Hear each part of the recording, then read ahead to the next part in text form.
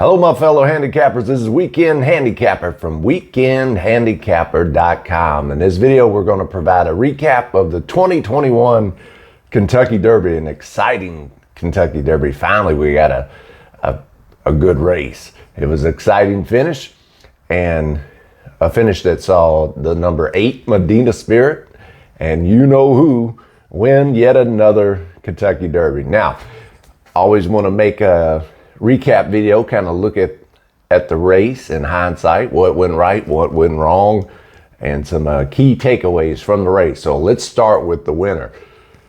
It was basically a repeat of last year in the 2020 Kentucky Derby. Same jockey, same trainer, same running style. So I think it's been proven if you can get a horse on the early lead and a jockey that could time it right, pace the horse right, and a good trainer, Hall of Fame trainer, Hall of Fame jockey, then you have an excellent chance of winning the Kentucky Derby.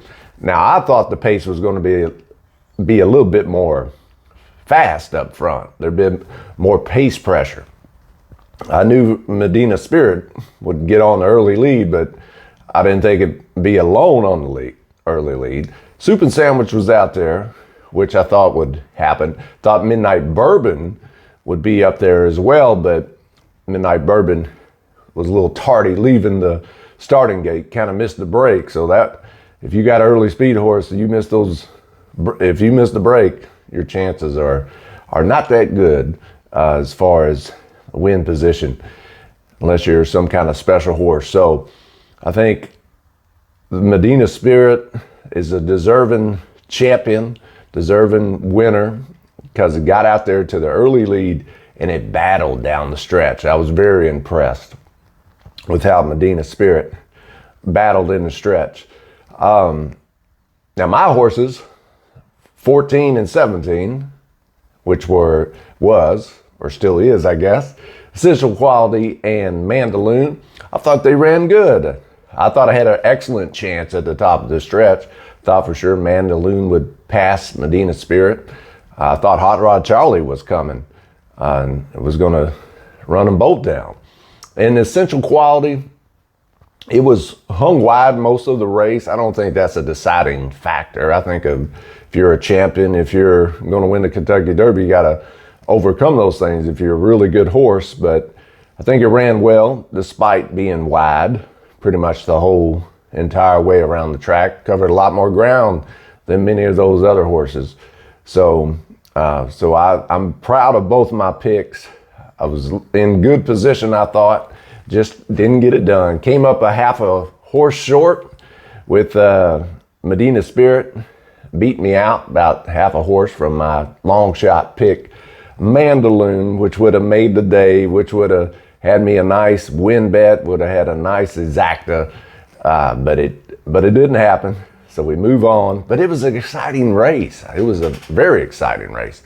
All hats off to Medina Spirit though. Fought hard, wasn't letting anybody pass him. So that was a pretty cool thing to witness. A horse with a bunch of heart and fighting. Such a competitor. All right, some other key takeaways. If you were a fan of Rock Your World, if you bet on Rock Your World, I'm sorry. That was that horse had no chance after they left the gate. Just bad. I mean, go back and watch the replay. That was got pinched. It was just not good. And I thought Rocky World would be up there on the early lead with Medina Spirit and Midnight Bourbon and Soup and Sandwich. I thought, and who knows what would have happened if Rocky World broke clean from. Well, it did bring clean from the gate, but it got bumped shortly after leaving the gate. So who knows what would have happened, whether or not Medina Spirit would have had more pace pressure, and if Rocky World, in fact, could have won if it broke well. But its chances were done right from the get-go, so I hate that for anybody that was backing Rocky World. Also, another thing to keep in mind is I thought it was interesting, highly motivated, the 17 was kind of in that mix and kept coming over. If you watch the replay, just keep your eye on number 17, where it starts in the gate, and as they're going towards that first turn, how it kept going to the left, and it crossed many paths. I'm not saying it did anything wrong, but that was interesting.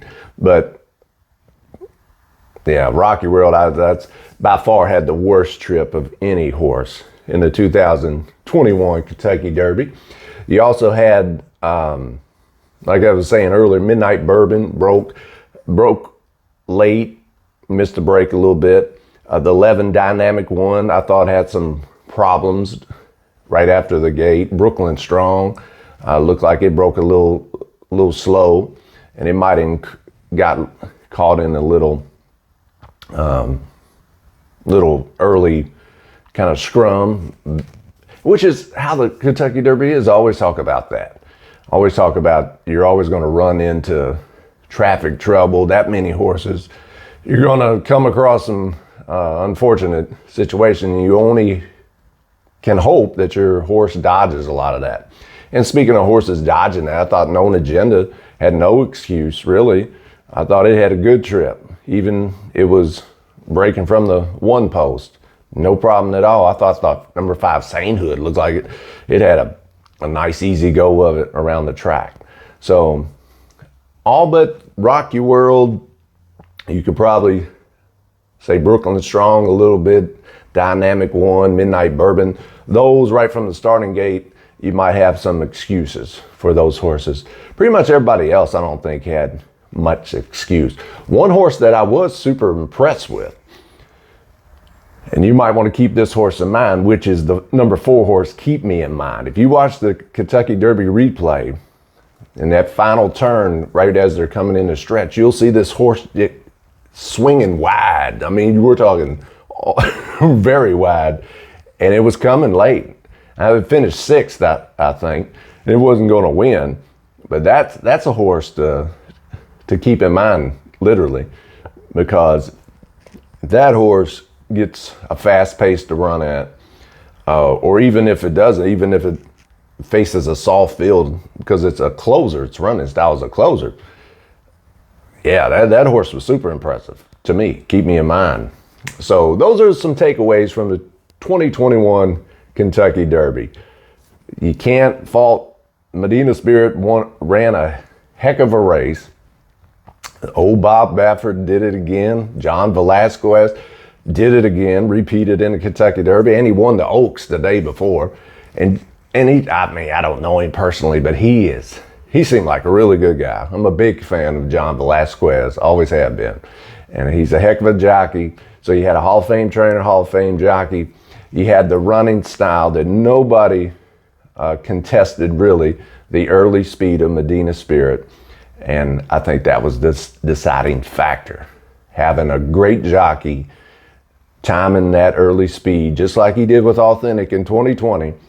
And he basically had a repeat of the 2020 Derby with a horse on the front end, which is why I want to bring up this point.